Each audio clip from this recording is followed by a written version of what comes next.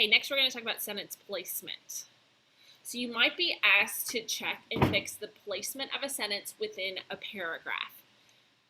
You might also be asked where a new sentence would be best placed. So really thinking through where in our organization is our sentence placement going to work.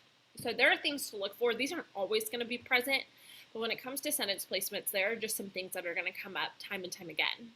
So the first is looking like where in the story is that sentence going to take place. So if you're putting in a new sentence or if your events are out of order, you need to make sure that the story is making sense chronologically. 2, you need to make sure that all advanced terms or terms that the reader are unfamiliar with are defined or explained before you use that term in context. So that could show you the ordering of sentences. 3, new characters will be introduced before they're talked about. So if you see a character's name as first name, last name, and then the characters referred to just by their first name, then you know the sentence where the first and last name were present existed before where the name is just used by itself.